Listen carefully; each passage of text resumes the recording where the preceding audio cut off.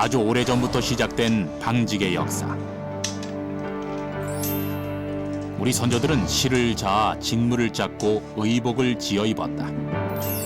시실과 날실이 어우러져 만들어내는 단순하지만 과학적인 조화로 인간 성리라는 말을 붙여줄 않고 신기한 작업이라고 생각합니다. 고대로부터 시작되어 산업혁명의 중심에 있었고 우리 어머니들의 고된 삶이자 역사이기도 했던 방직. 여성사에서 보자면 배틀은 자기 삶의 위안적 도구라고 할 수 있겠습니다. 단순하지만 과학적인 배틀의 구조. 시실과 날실의 조화를 통해 짜여지는 옷감 속에 우리의 과거와 어머니들의 한, 그리고 과거 우리나라의 성장의 역사가 담겨져 있다. 현대 기술을 있게 했고 그리고 미래의 기술도 있게 할 것이다. 시실과 날실의 교차로 어우러져 짜여진 곱고 튼튼한 옷감 한 필. 그 속에 담겨진 우리의 이야기를 들어본다.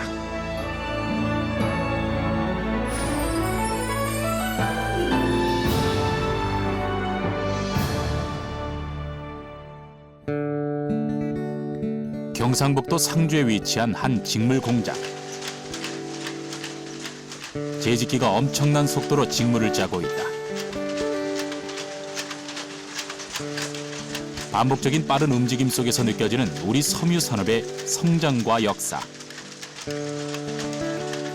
이 소리와 함께 산업혁명이 있었고 경제가 발전했으며 나라가 부흥하던 시기가 있었다. 1930년대에서 한 1950년대 사이에 있던 그 기계들입니다. 그 당시의 우리나라의 섬유 산업이 산업으로서는 그밖에 없던 시절이니까 우리나라의 경제 초기에 큰 역할을 했던 그런 기계에 해당하죠.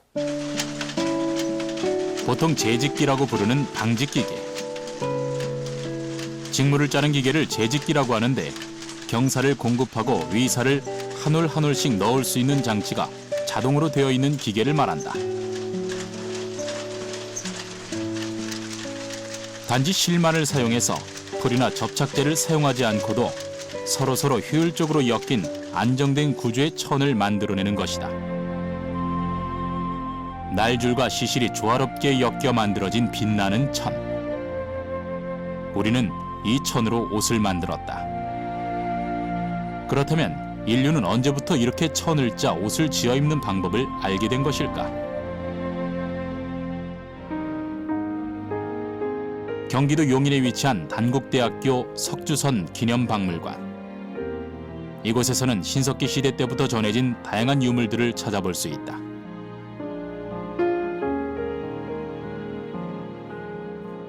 다양한 모양의 그릇과 도구들,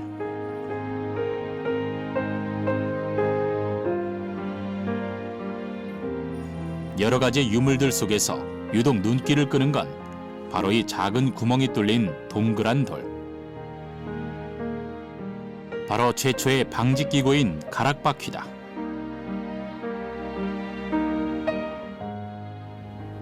가락바퀴, 한자어로는 이제 방추차라고 하는 것들이 이제 많이 찾아집니다.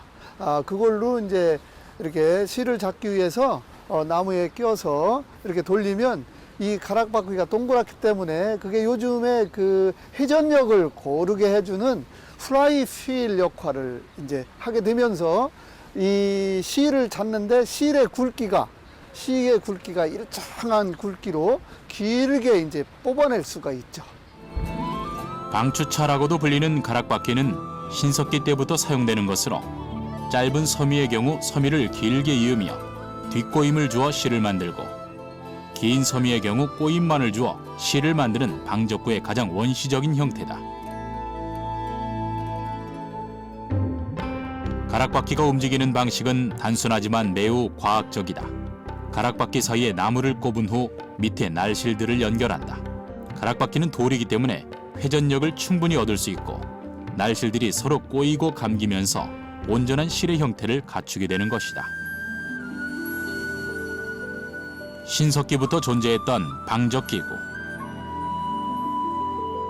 그만큼 인류에게 옷을 만들어낼 수 있는 방직은 중요한 기술이었으며 가장 과학적인 도구가 사용된 분야라는 것을 알 수 있다.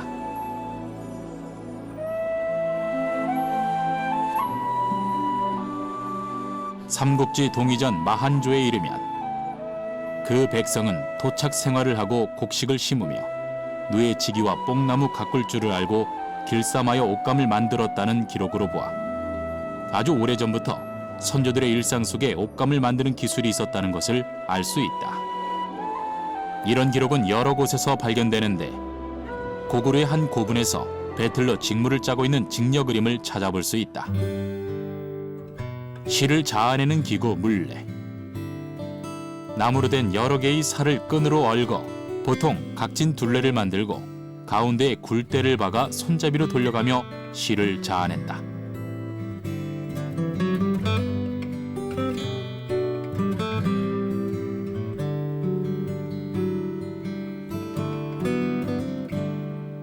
누에고치에서 실을 뽑아 비단천을 짜는 명주짜기의 역사는 사만시대로 거슬러 올라갈 정도로 아주 오래된 것이다. 누에 한 마리가 뽑아내는 실은 약 800m쯤 되는데 누에 여러 마리를 같이 물에 넣어서 실을 뽑는다. 그리고 나오는 실가닥을 하나로 모아서 실패에 감는다.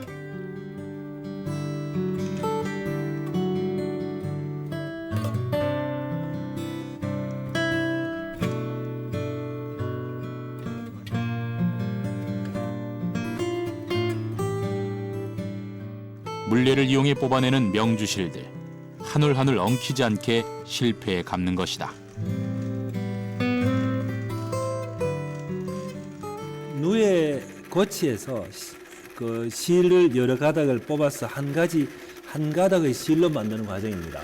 근데 이 누에는 자기 잎 하나로 만든 그 제품이기 때문에 한 가닥으로 이루어져 있습니다. 그래서 이것을 물에 넣게 되면은 이렇게 풀려나오기 시작하는데 이것을 한 40가닥을 모아가지고 이렇게 모으게 되면은 그 명주를 짤 수 있는 실이 됩니다. 이렇게. 조선 태종 17년에 전국에 누에를 키우는 잠실을 설치하고 조정에서 종상법을 반포하여 누에치기를 권장했을 정도였다. 성종 때에는 궁중에서도 후비들이 친잡례를 행할 만큼 누에치기를 장려하여 중국 비단으로 지어 입던 관복을 국내산 명주로 짓게 하였다고도 한다. 회전축을 이용하는 물레는 용도에 따라서 방차, 도차, 설륜차 등으로 부르기도 하는데 사람들은 이 물레를 이용해 누에에서 명주실을 뽑고 삼과 같은 식물 섬유를 뽑아내기도 했다.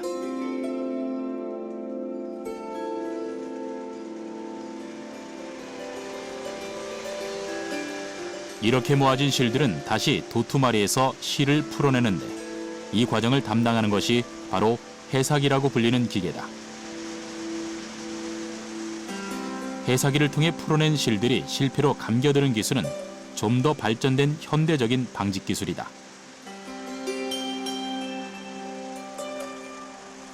누에고치 하나에서 얻어진 얇고 긴 실. 그 실을 뽑아내어 사람이 입을 수 있는 옷의 기본이 되는 직무를 만들어내는 것.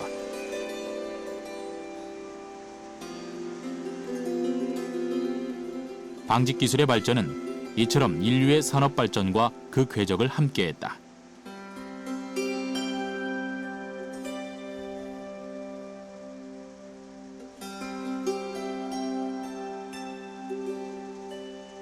날틀을 통해 정리된 날실은 감지기를 통해 서로 엉키지 않게 정리가 된다.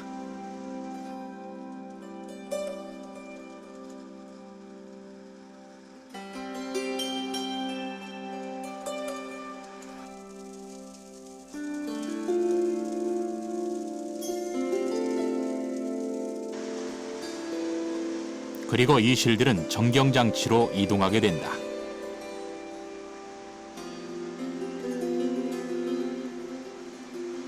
지금 여기 보여드리는 장치는 경사를 여러 올, 지금인 경우는 280올의 경사를 모아서 필요할 때 이걸 풀어서 도토마리로 말아가지고 경사 공급 장치에 보내는 그 정경 장치입니다. 정경장치의 가장 중요한 부분은 수백 가닥의 실을 경사빔에 나란히 감을 수 있도록 하는 것이다. 이 가닥가닥 한 올들이 평행으로 나란히 감기는 모습은 실로 경이롭기까지 하다. 수십 가닥의 실을 정렬해서 나란하게 감아 원하는 숫자만큼의 실을 한 꾸러미로 감아내는 것. 이렇게 정경장치는 재직에 필요한 도트마리를 만들어내게 된다. 그리고 만들어진 도트마리는 직물을 짜는 데 사용되는데 이때 사용되는 기구는 다름 아닌 배틀이다.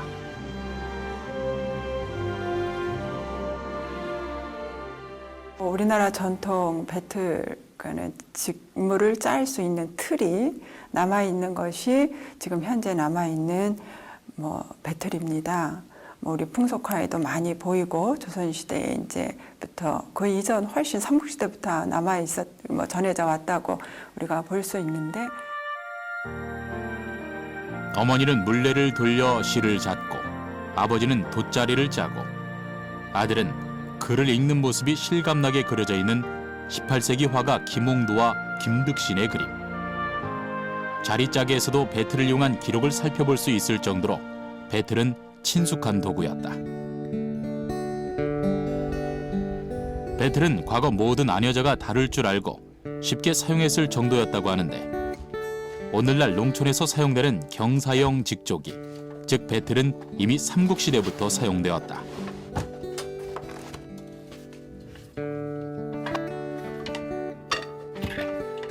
전통 배틀은 나무로 만들어진 여러 가지 도구와 부속품으로 조립되어 이루어져 있다. 그렇다면 배틀은 어떻게 조립되는 것일까?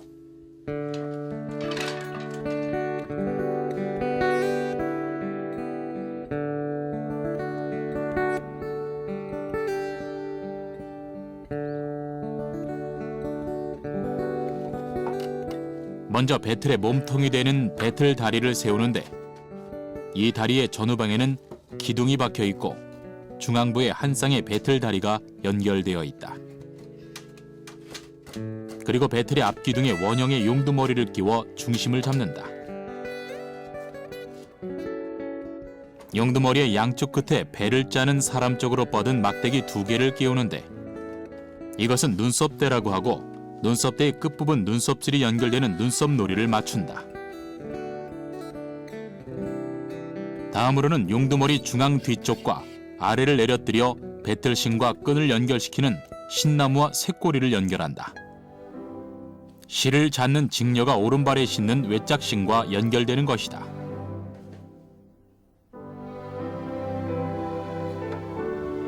삼각 단면의 비거미는 경사를 상하로 구분하여 자연적으로 입고를 만드는 것인데 비거미는 배틀에 고정된 것이 아니고 분리가 가능해 따로 제작을 한다.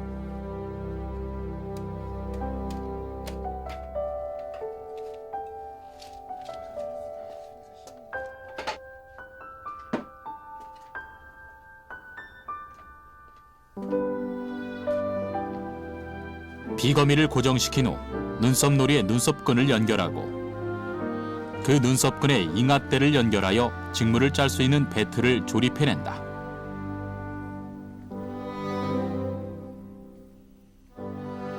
이런 순차적인 조립은 배틀이 얼마나 세밀하고 과학적인 구조로 움직이는지 알 수 있게 한다.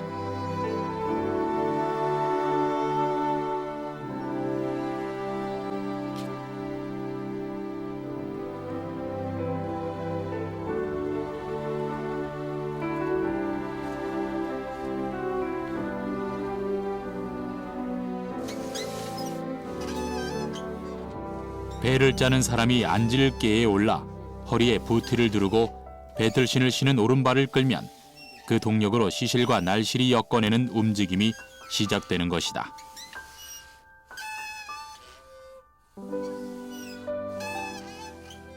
딴 것보다 이게 더 세밀해야 해. 더 세밀해야지 괜찮으면. 그리고 나무가 바싹 말려야 하고 나무 추인 놈 짜면 돌아가면 이게 안 되거든. 그러니까 나무를 한 1년 이상 말려야 이게.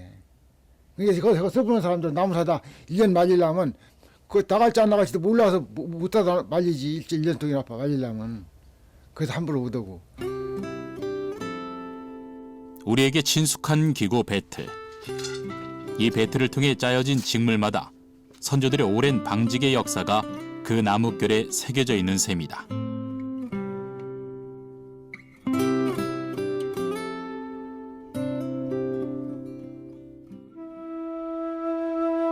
충청남도 서천군 한산면. 지금도 지방 곳곳에서는 전통 배틀을 이용한 직물짜기의 기술이 이어져 내려오고 있다.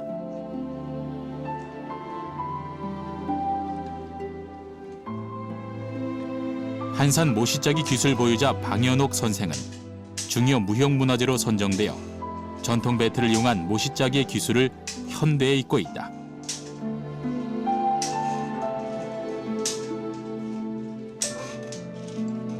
우리 전통 방직 기술 그 자체가 중요한 문화유산임을 보여주는 산 증인인 셈.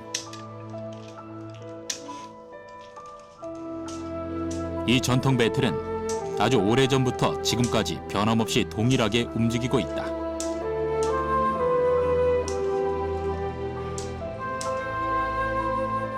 천을 짜는 모든 과정은 실을 공급하는 도투마리에서 시작된다. 긴 천을 만들기 위해서 도투말이라고 해서 거기다 감아가지고 이렇게 공급도 하고 뭐 이런 식으로 하면서 이제 그때부터 이제 기계화의 그 원초적인 모습을 띠기 시작하죠. 도투마리는 배틀로 방직 작업을 하는 데 필요한 경사를 공급하는 장치로 수백 가닥의 경사가 감겨져 있어서 도투마리가 돌 때마다 필요한 만큼의 경사가 풀려나와 직조자는 이걸로 천을 짜낼 수가 있게 된다.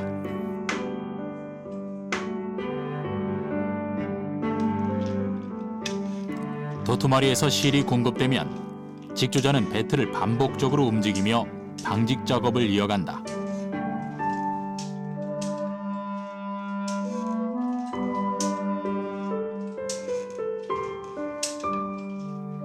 발의 움직임을 따라 용두머리와 연결된 끈이 상하로 움직이게 되고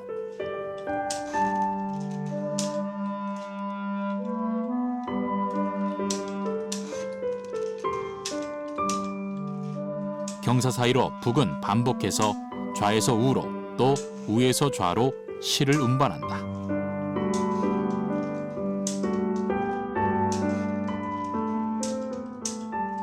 손은 위사를 공급하는 북을 좌에서 오른쪽, 좌에서 우로, 우에서 좌로 해주고, 발은 그 잉하의 그룹을, 종강을 드는 순서를 바꿔주면서 그 경사 사이에 틈이 벌어지도록 해서 북이 지나갈 수 있도록 하는 거죠. 그렇다면 위사와 경사는 어떻게 결합될까? 경사는 서로 평행을 이루며 공급되고 위사는 좌에서 우로, 우에서 좌로 왔다 갔다 하며 실이 짜여지게 되는데 이렇게 하면 경사도 위사도 끊어지지 않으면서 짜여질 수 있다. 오랜 시간 자연스레 손에 익은 배틀의 움직임. 배틀 사이로 오르내리는 실들 사이로 차근차근 직물의 모습이 나타난다.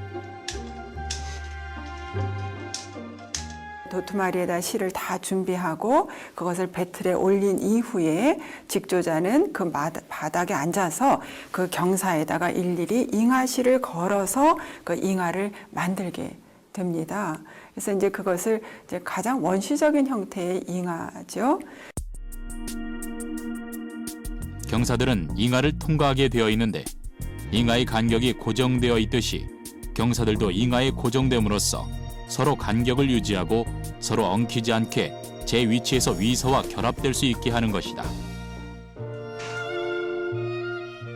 잉하를 통해 규칙적으로 들어오는 실. 하지만 이 실은 단순히 규칙적으로 들어오는 것에서 끝나는 게 아니다. 경사를 두 부분으로 나누어서 그 잉하에다가 쭉 다 꽂고 반을 꼽고 나머지 반을 다른 잉하에 꼽아가지고 이것을 들었다 놨다 하면서 열어줘야 되거든요. 홀수의 경사가 한번 올라가고 그 다음에 짝수의 경사들이 한번 올라가야지 짜여지는 직물입니다. 우리가 직조에서는 이거를 사올 또는 잉하올이라고 부릅니다. 잉하의 정말 중요한 역할은 바로 경사를 번갈아 들어주는 것에 있다. 이렇게 함으로써 위사는 경사의 위와 아래를 번갈아 지나갈 수 있는데 이렇게 해야만 직물의 구조가 만들어질 수 있는 것이다. 두 부분으로 나뉘어진 경사들 사이에 공간이 존재하고 배틀이 움직이게 되면 경사들의 위치가 상하로 바뀌면서 이 사이로 위사를 삽입하게 된다.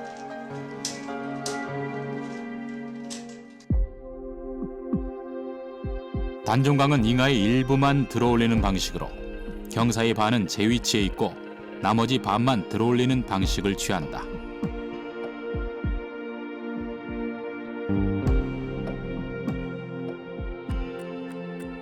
그리고 단종강은 우리나라의 배틀에서 흔히 나타난다.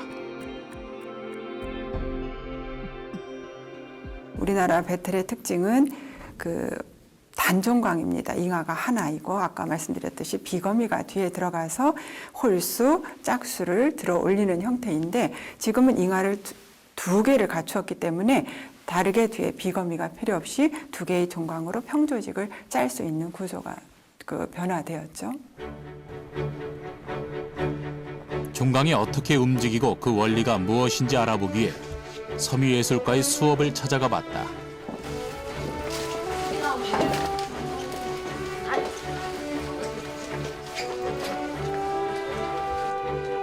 이곳에서 만날 수 있었던 것은 바로 사종강 수직기. 전통적인 직기 작업을 현대적으로 학생들이 풀어낼 수 있게끔 한 장치로 4개의 종강을 가지고 있다. 크게 3가지로 나누자면 수직기, 그다음에 도비, 그다음 자카드, 반자동과 자동으로 이렇게 3가지로 나누는데요. 지금 저희 수업에서 보시는 거는 수직기고요. 이 자동이 돼 가면서 종강이 많아지면서 이미지 표현이 더 자유로워지는 그런 차이점이 있습니다. 보이는지 모르겠어요. 잉하에 실을 끼워 넣는 학생들. 실의 위치를 바꿔가며 직물을 짜내는데 이처럼 많은 수의 종강이 걸려 있어 단순한 직물이 아닌 다양한 변화가 가능한 직물이 완성될 수 있는 것이다.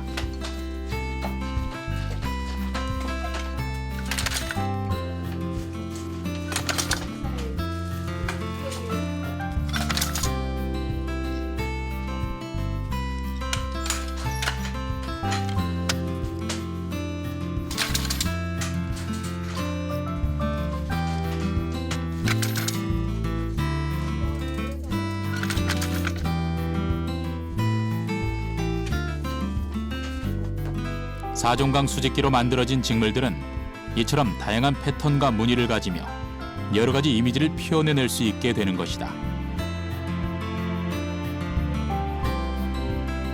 종강의 수가 늘어나는 만큼 다양한 변화가 가능해진다.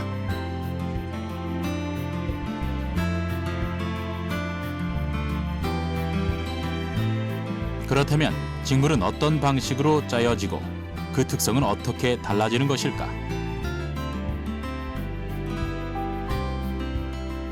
실의 결합 방식에 따라 직물은 매우 다른 종류와 특징을 갖게 된다.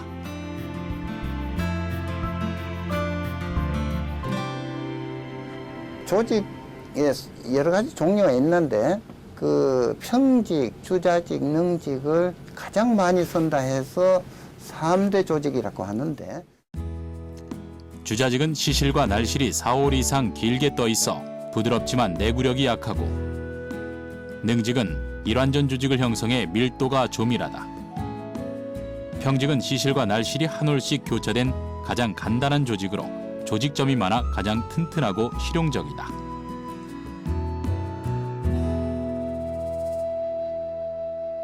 가장 튼튼한 것이 우리가 평직입니다. 그러니까 매번 매 위사가 삽입되고 난 다음에 경사가 교차됩니다.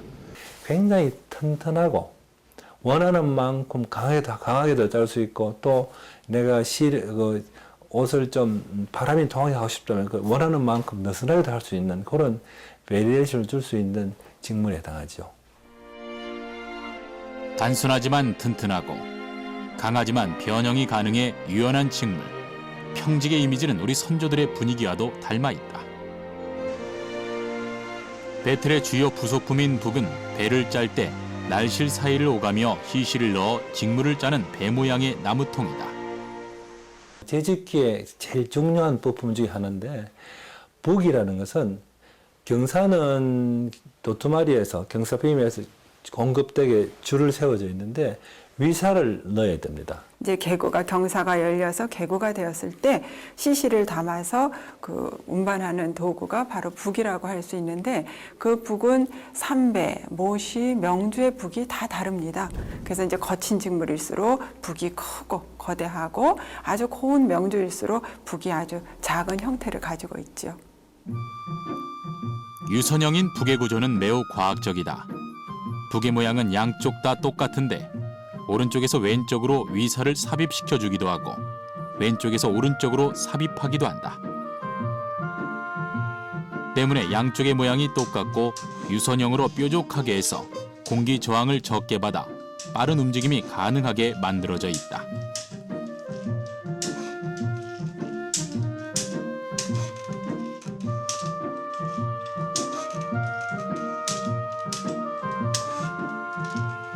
배틀의 또 다른 부속품 바디.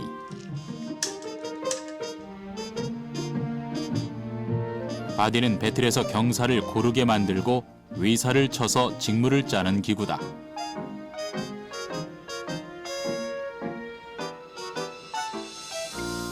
직물에서는 틈이 효율적으로 완전히 없도록 밀어줘야지만 탄탄한 직물이 되니까 위사를 넣어주고 그 위사를 경사 사이사이에 완전히 밀어주게 하기 위해서 이런 그 평판으로 되어 있는 상황에서 굉장히 많은 홈을 파서 거기에 경사를 통과시키고 그 통과시킨 상태에서 위사를 밀어주게 되는 장치입니다.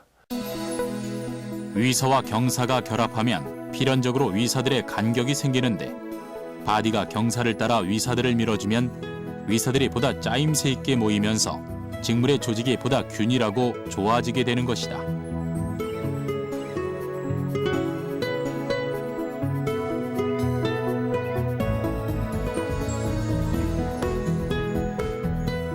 바디는 위사의 밀도를 조절하는 기구인 셈이다. 바디는 그 대나무를 아주 가늘게 쪼개고 그것을 끼우는 정교한 작업이 필요하기 때문에 그 나라에서 그 중요 무형문화재로 바디장을 지정할 만큼 그렇게 그 기술이 요구되는 그런 도구입니다. 그리고 고도의 숙련이 필요했고 나무 고르는 거, 나무를 그 다루고 나무를 거기에 맞도록 이렇게 물성을 변화시켜 가면서 아마 제조하는 기법을 숙련했을 겁니다. 그래서 아마 바디장이 있어야지만 그 충실한 바디를 만들 수 있을 거예요. 촘촘하게 일정한 바디살을 만들기 위해서는 만드는 사람의 정밀성이 굉장히 중요한 법. 하지만 고 구진갑 바디장 이후로 이 바디를 만드는 바디장의 명맥이 끊어지고 있어 아쉬울 따름이다. 시실과 날씨로 가는 배틀 안에 우리의 오랜 방직 기술과 사람들의 역사가 있고 작은 부속품 하나에 선조들의 과학이 담겨 있다.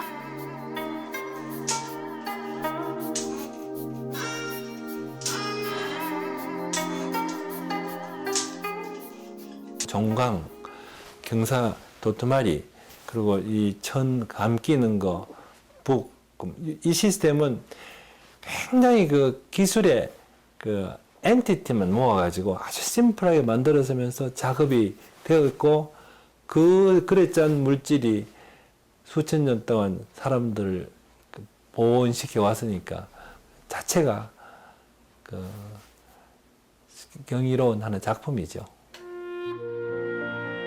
배틀은 단지 실을 엮어 직물을 만드는 기기가 아니다. 방직의 시작과 현재, 미래가 바로 이 배틀에서 짜여졌다고 할 수 있다.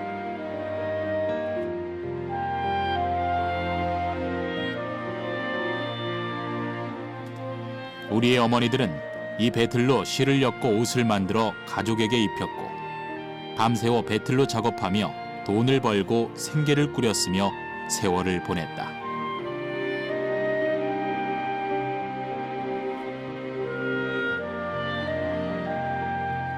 이처럼 길쌈 문화, 배틀 문화는 아주 오래전부터 자리 잡은 여성들의 문화로 여성의 노동운동이자 농경사회의 경제적 행위이기도 했다.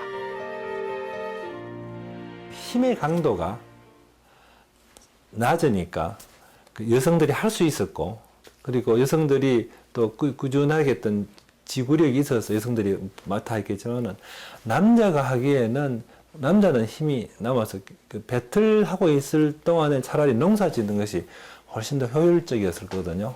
우리나라는 특히 조선시대는 안과 밖의 구분이 엄격했지요. 특히 이 안과 밖의 구분은 17세기 이후에 엄격해집니다. 그러다 보니까 옷감과 관련된 일은 대부분 여성이 맡아서 하는 것이 일반적이었다고 볼 수 있겠습니다.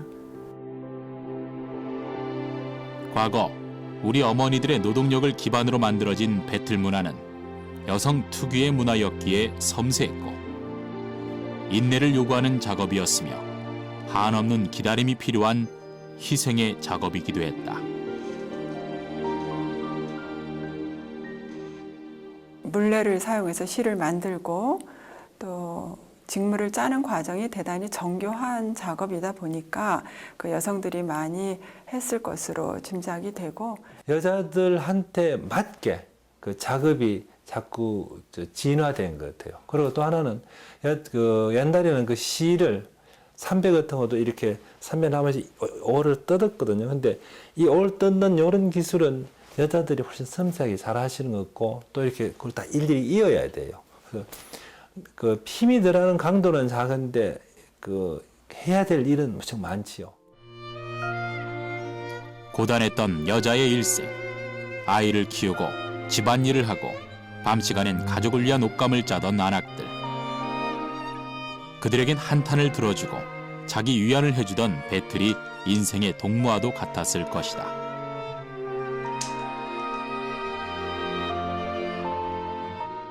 1cm 내에 20올이 들어간다 칩시다. 그럼 20올이 들어가게 되면은 1cm 짜기 위해서 북을 20번 왔다 갔다 해야 돼요. 근데 내 키가 180cm니까 내 키에 해당하는 것을 짜려고 그러면은 180 곱하기 20번에 그 3600번의 북을 왔다 갔다 해야 돼요. 그러니까 얼마나 지겹고 괴로웠겠어요. 그러니까 그 흥을 돋기 위해서 노래도 했을 거고 이야기도 했을 거고. 하늘 위에 노던 선녀 지화의 땅에 나나려와서 사방의 산천을 둘러보니 옥랑간이 비었도다.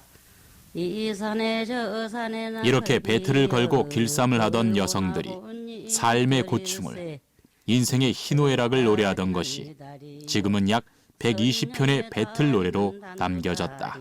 여성 화자가 배틀 노래 맨 윗부분에서는 뭐라고 얘기를 하냐면 본인이 선녀가 되어서, 즉 하늘에서 적강한 선녀가 되어서, 이 선녀는 귀양온 선녀입니다. 말하자면 자기의 신세 한탄을 귀양온 선녀와 그 이입을 시키는 것이죠.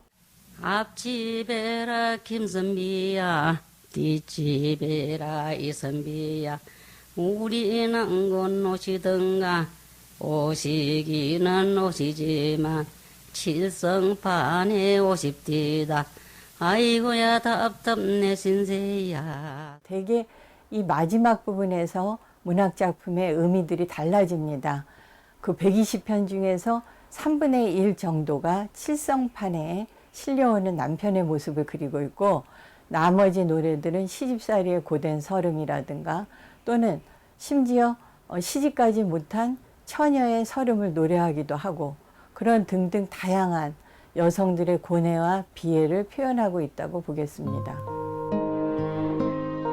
배틀에 앉아 배를 짜며 하얗게 밤을 지새던 인고의 시간들. 우리 어머니들은 삶의 지난한 고통과 기다림을 노래로 승화시키며 배를 짜는 행위 자체를 단순한 노동이 아닌 예술로 승화시켜 나갔다. 오로지 가정의 행복과 그 다음에 자식들의 그런 자식들의 사랑, 그 다음에 그런 것들이 그런 어머니의 고통을, 어려움을 이제 극복하게 만들고, 그 하나를 만들어준 옷을 입고 좋아하는 그 가족들의 모습에서 자기의 이제 고통은 탁 사라지는 거죠. 우리 어머니들이 그 억척스럽게 살았던 그런 생활상 이런 것들을 엿볼 수 있는 게 그 직조 문화 아닌가 생각을 합니다. 사람의 손과 정성, 시간을 거쳐야만 완성이 되는 것들이 있다. 기계화되고 전문화가 되어 손쉽게 직물을 짜고 옷을 만들지만 전통 배틀에서 엮어지는 실의 조화는 변하지 않는 방직의 기본이다. 배틀 속에 담긴 오랜 정신을 이어받고 공부해 현대적인 직조 기술을 더해가는 것. 그것이 우리 후손이 해야 할 일이 아닐까.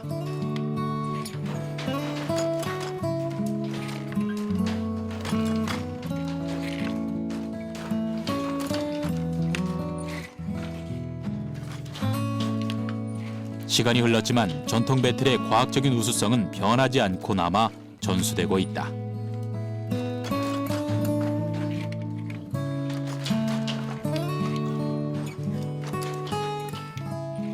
지금 저희가 사용하는 직기는 완전히 전통 배틀은 아니고 좀 현대식으로 개량된 직기거든요.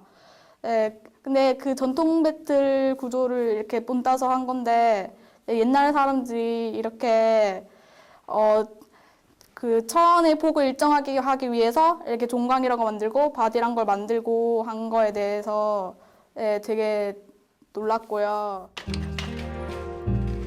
수세기가 지났지만 여전히 배틀 위에서 교차하며 새로운 직물을 만들어가는 직조의 과정은 달라지지 않았다.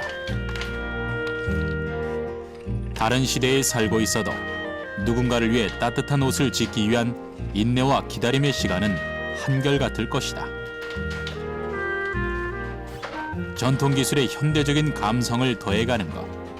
그것이 지금의 세대가 해야 할 일일 것이다.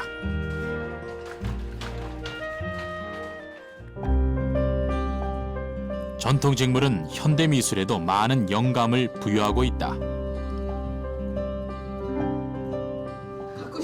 개인 소장 걱정을 했고 제가 몽환적인 분위기를 되게 좋아해서 약간 안개꼈는데 이렇게 무르르는 그런 느낌 좋아해가지고 이 작품을 선정을 했고요. 제일 첫 번째 했던 그 샘플은 그냥 이 느낌을 그대로 따오는데 제가 생각했던 뭔가 우리 전통적인 거랑 섞었으면 현대적인 직조 방직 속에서 전통의 미를 표현하기도 한다. 도 나오면서 뭔가 이런 전통을 다시 또 재해석시키는 방법이 되지 않을까 해서 이 이미지를 골랐어요. 이집트식이 나오는 그런 판이었는데 미술관에 가서 리움 미술관에 가서 전시회를 본 걸 보고 영감을 받아서 그 이미지를 선택을 했는데요. 그 똑같은 직기를 사용하더라도 뭔가 종류도 다를 것이고 저처럼 그 궁중 그 분위기만의 그 느낌을 낼 수 있는 것도 있을 것이고 그렇다면 이거를 컴퓨터 작업하기에는 제 생각에는 이런 특성을 모르면 역부족일 것 같아요. 그래서 이런 수작업으로 하는 직기 작업이 계속 답습되고 좀 더 지켜나가야만 우리나라만의 그런 특징이 좀 남게 되지 않을까 싶어요. 우리의 전통 기술과 정신을 기억하는 일, 그리고 그 아름다움을 오늘날까지 지켜내는 일.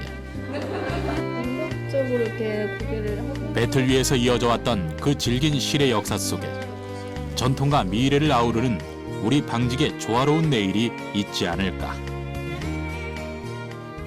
그 가는 실을 하나하나를 끼우고 그것이 뭐 또 쉽게 끊어지고 그거를 이어가면서 짜는 것이 뭐 보통 고된 작업이 아닙니다. 그렇지만은 우리의 그 일일이 손으로 짜가면서 그 짜여지는 그 직물은 그 손맛뿐만이 아니라 우리나라의 그런 뭐 정신적인 미감까지도 담고 있다고 생각을 합니다. 어느 시기든지 그 시기에 쓰였던 연장이라든지 그때 남아있는 유물 속에 담겨 있는 이런 기계적인 모습, 과학적인 모습, 기술적인 모습들은 가장 첨단을 담고 있다.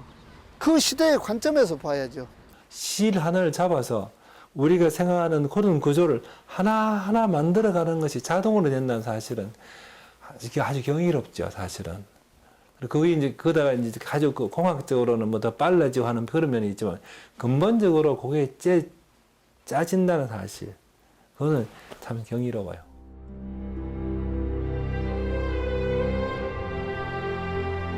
한 올 한 올 엮여 만들어지는 실의 움직임. 그렇게 만들어진 한 필의 옷감 안에 실을 엮는 이의 오랜 정성이 담겨 있다.